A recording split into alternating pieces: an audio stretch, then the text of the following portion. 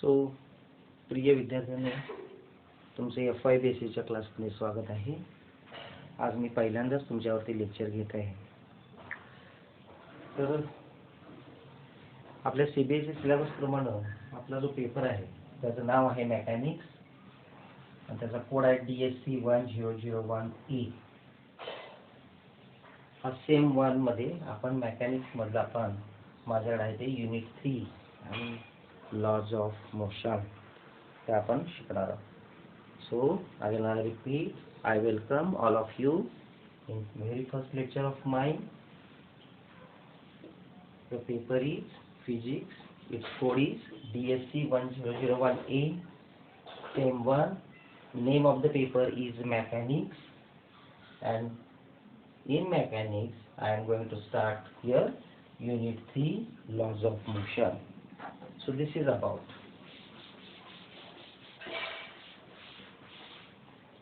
Now I will write here laws of motion. This is unit 3. So first we will write introduction.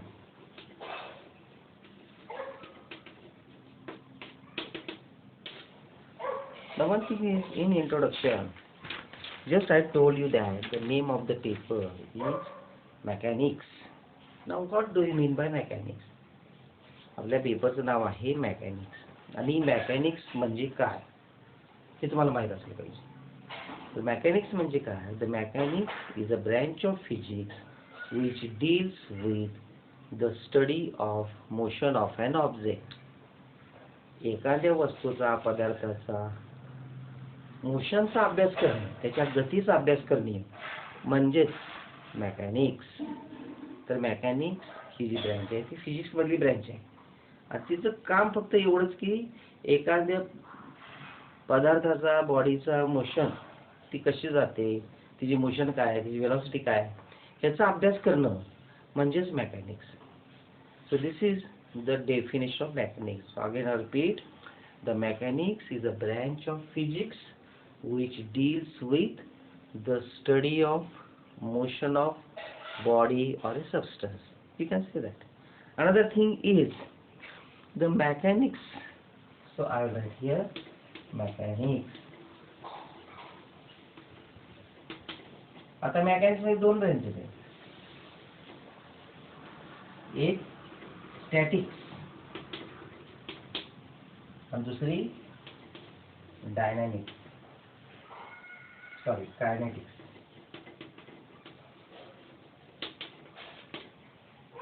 तर लक्षात घ्या की याच्यामध्ये basically mechanics is divided into two branches और mechanics has to branches. त्या mechanics या दोन ब्रँचनी मिळून बनलेला आहे, स्टॅटिक्स आणि कायनेटिक्स।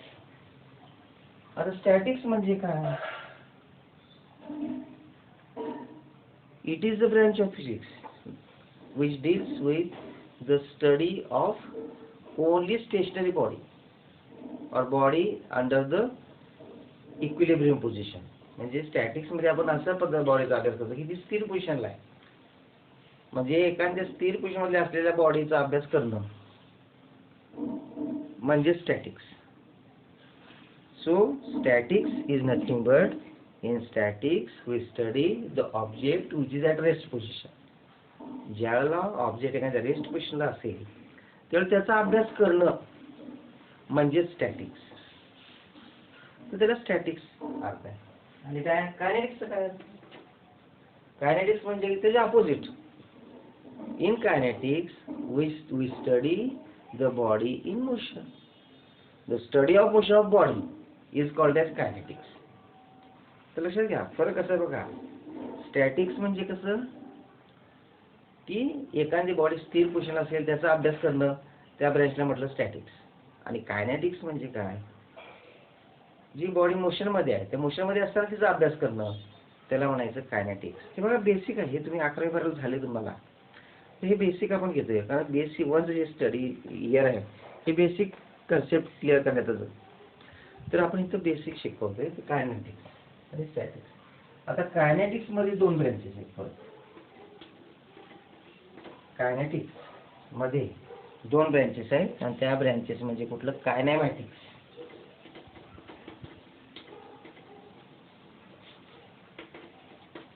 आणि ही म्हणजे dynamics.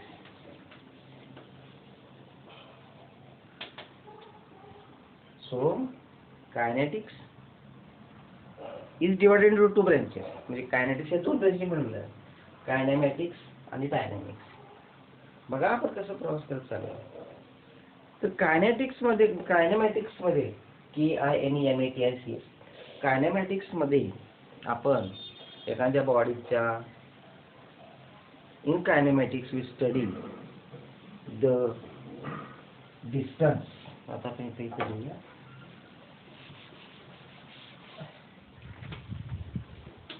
In kinematics we discuss certain parameters, म्हणजे डिस्टन्स, डिस्प्लेसमेंट,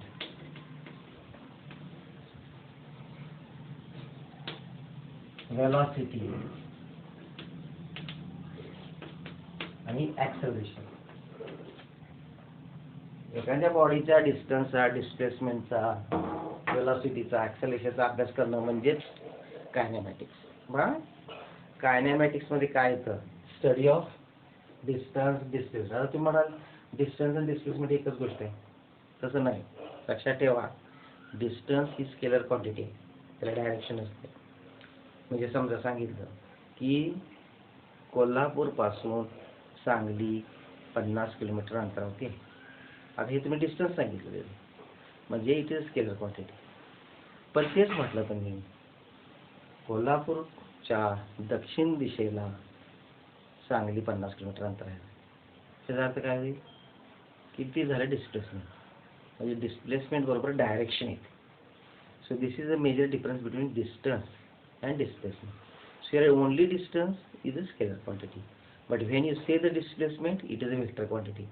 जेव्हा तुम्हाला डिस्प्लेसमेंट सांगता त्यावेळेस त्याचं अंतर तर सांगायलाच पाहिजे, मॅग्निट्यूड सांगायलाच पाहिजे, पण त्यावेळेस तुम्ही डायरेक्शन पण सांगायला पाहिजे, त्यावेळेस त्याला डिस्प्लेसमेंट म्हणायचं.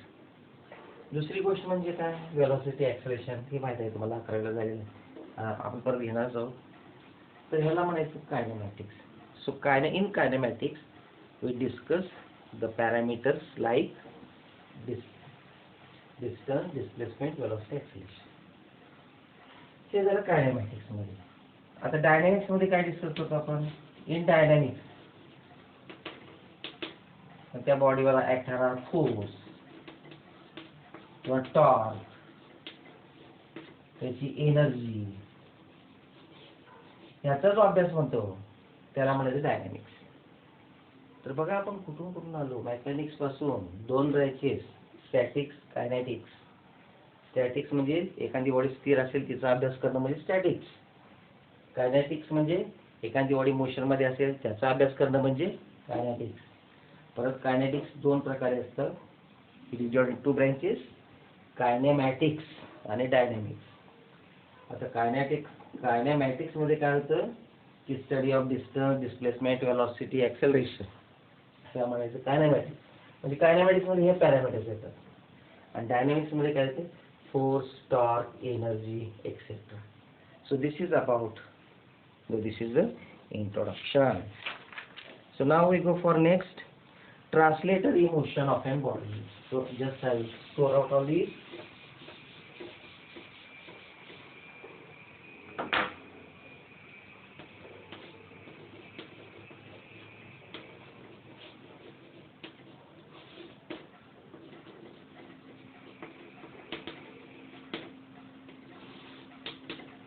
Translatory motion of an body. आता ट्रान्सलेटरी मोशन म्हणजे काय, ते साधा सरळ अर्थ असा आहे की एखाद्या बॉडीचा सरळ रेषेत झालेला प्रवास, त्या मोशनला म्हणायचं ट्रान्सलेटरी मोशन. समजा एखादी बॉडीची मोशन एका सरळ रेषेत होत असेल तर त्याला म्हणायचं ट्रान्सलेटरी मोशन. बघा dear students, look at here, what is, if body is traveling in straight line, then that motion of the body is called as translatory motion. हा इतका साधा सिंपल अर्थ आहे. For example, bus is travelling, हो की नाही, कोल्हापूर पासून सांगली, कोल्हापूर पुण्याला बस जाते, मग तो ज्या बसची जी मोशन आहे ती ट्रान्सलेटरी मोशन आहे. म्हणजे सरळ रेषेत झालेला प्रवास म्हणजेच ट्रान्सलेटरी मोशन. आता कसं फिजिक्सची डेफिनेशन फिजिक्समध्ये सांग, सपोज ही बॉडी आहे. आता इथं त्याचे 3 A, B, C and suppose it travels in time t इथं आली. मग इथे हा A पॉइंट आला, B पॉइंट आला, मग इथे A point, B point. Suppose मग त्याचं डेफिनेशन कसं, if all the particles of the body moving with the same velocity and if their paths are parallel to each other, then that motion of the body is called as translatory motion. बरोबर. फिजिक्समध्ये definition, सरळ रेषेत एखाद्या body सरळ रेषेत प्रवास, त्या मोशनला म्हणायचं translatory motion. आता फिजिक्समध्ये डेफिनेशन काय सांगतात, if all the particles of the body moving with the same velocity and their paths are parallel, then that type of motion of body is called as translatory motion, or that body is said to be in translational motion. So this is one thing. So translatory motion किंवा translational motion म्हणजे त्याला translational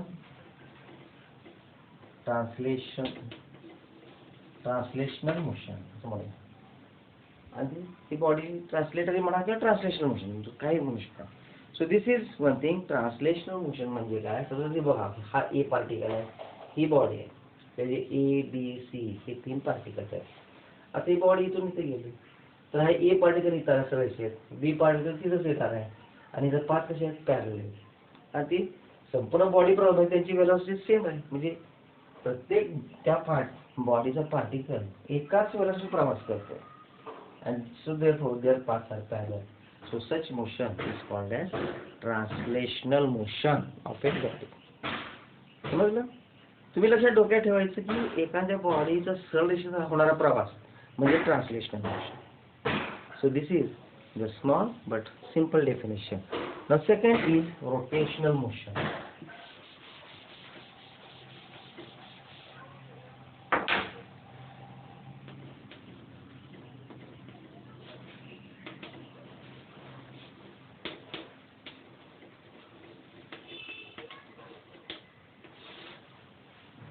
आता rotational motion म्हणजे काय, एखादी body suppose if body is rotating about an fixed axis, then that motion of the body is called as rotational motion. समजा एखादी body, समजा आता हे डस्टर आहे होय की नाही, आता फिक्स ॲक्सिस म्हणजे मी जर धरून ठेवतो ठीक आहे, हे 2 बोट ज्या फिक्स ॲक्सिस आहे आणि याच रोटेट करतोय होय की नाही. So this motion of the duster can be called as rotational motion. हा फिक्स ॲक्सिस आहे, इथं फिक्स केलंय आणि it is rotating like this, it is rotating. So this motion, so motion of the body about a fixed axis, fix करायला पाहिजे बरं, त्याशिवाय rotational motion होणार नाही. इथं तुम्ही फिक्स केलं आहे ना आणि देन यू असं त्याचं ट्रान्सलेशनल मोशन होणार नाही. So this motion of the body is called as rotational motion of the body. So it is rotating, this body is rotating like this. मग आपण काय एक एक्झाम्पल घेऊया की समजा आपण काय एखादी बॉडी आहे,